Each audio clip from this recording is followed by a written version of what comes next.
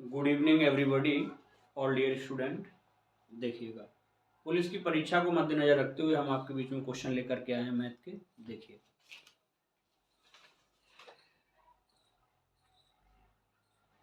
पहला सवाल कह दिया जाए x बराबर का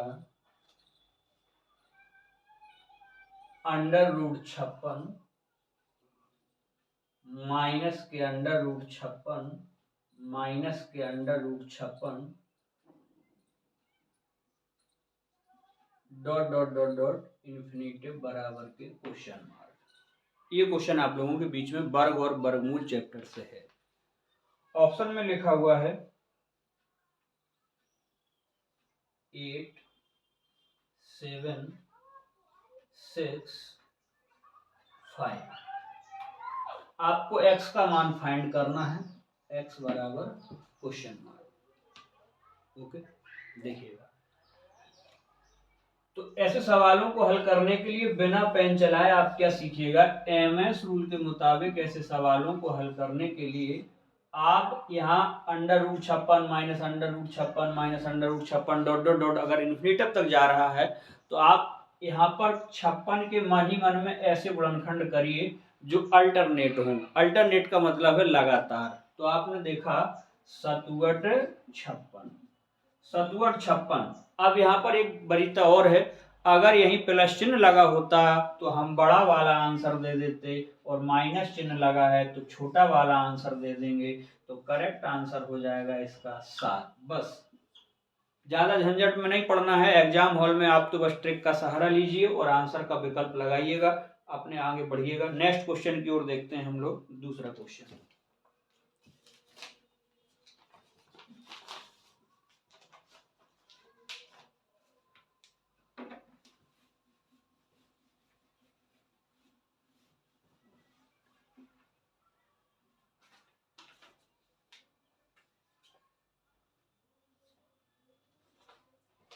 वह बड़ी से बड़ी संख्या ज्ञात कीजिए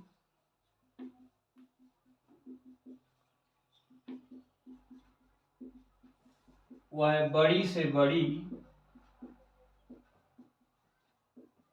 संख्या ज्ञात कीजिए जो 24, 60 और 84 को पूर्ण रूप से विभाजित करे। ऑप्शन में दिया गया है, पहले ऑप्शन में लिखा हुआ है 12, बी में 6, सी में लिखा हुआ है 18 और डी में लिखा हुआ है 24।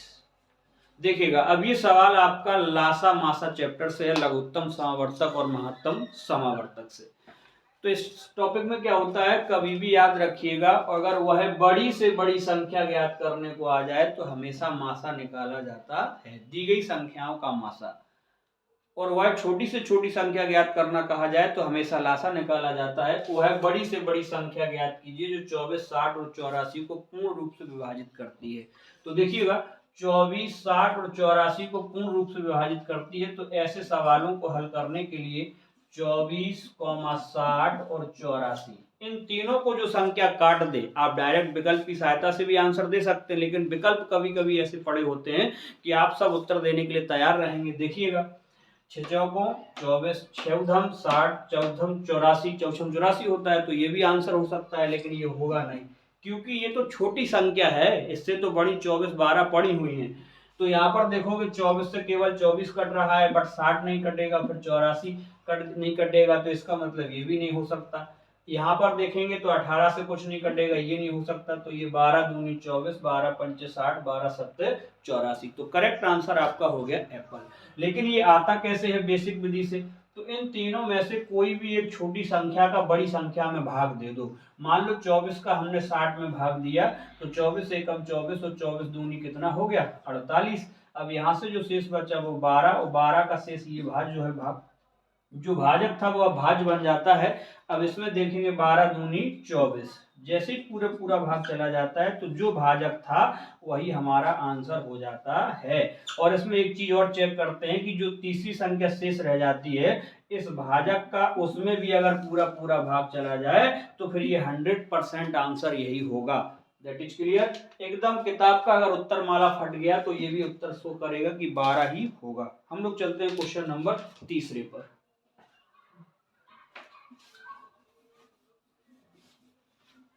तो आप ये भी कंटिन्यूट याद रखते जाइएगा कि हमें वर्ग वर्गमूल चैप्टर पढ़ना है, लासा मासा चैप्टर पढ़ना है। ठीक है, तीसरे क्वेश्चन की ओर चलते हैं। तीसरा क्वेश्चन कह रहा है 42.5 मीटर लंबी 42.5 मीटर लंबी छड़ में से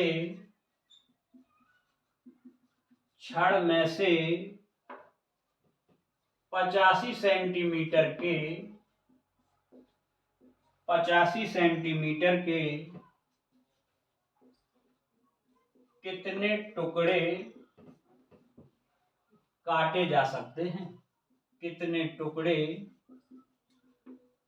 काटे जा सकते हैं? पहले ऑप्शन में लिखा हुआ है 30, बी ऑप्शन में 40, सी ऑप्शन में 50 और डी ऑप्शन में लिखा हुआ है 35। तो देखिएगा 42.5 मीटर लंबी छड़ में से 85 सेंटीमीटर के कितने टुकड़े काटे जा सकते हैं? तो ऐसे सवालों को तो हल करने के लिए एमएस रूल के मुताबिक एक बहुत अच्छी बात याद रखिएगा, जहां किताबें नहीं बोला करती। तो देखिएगा नंबर ऑफ कटिंग यानी कि नंबर ऑफ कितने टुकड़े काटे जा सकते हैं, तो टुकड़ों की संख्या बराबर, टुकड़ों की संख्या बराबर आप याद रखिएगा। सीधा सीधा है कि जो राशि बड़ी है जिसको काटना है उसे ऊपर रखेंगे और उसी में हम किसका भाग दे देंगे, जितने जितने के टुकड़े काटने हैं 85 सेंटीमीटर के।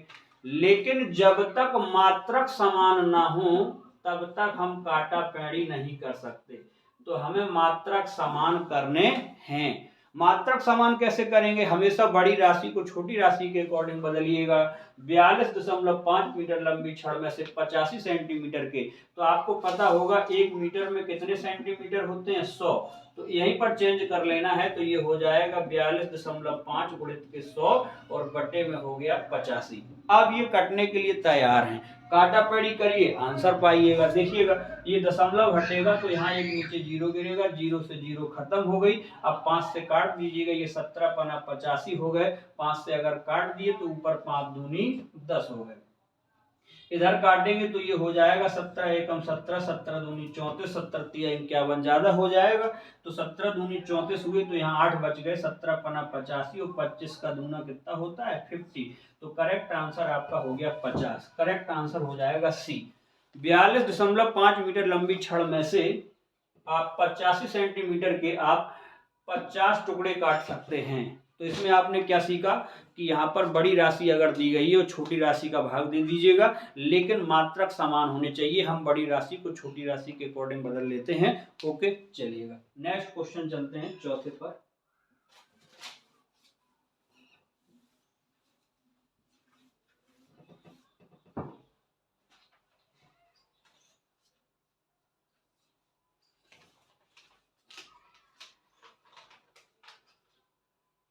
एक फल बेचने वाले को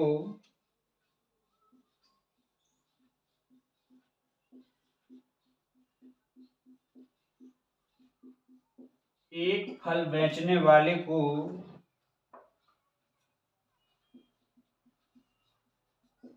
कितने प्रतिशत का लाभ हुआ? एक फल बेचने वाले को कितने प्रतिशत का लाभ हुआ यदि उसने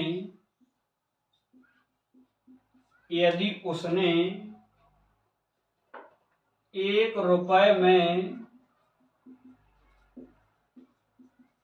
2 की दर से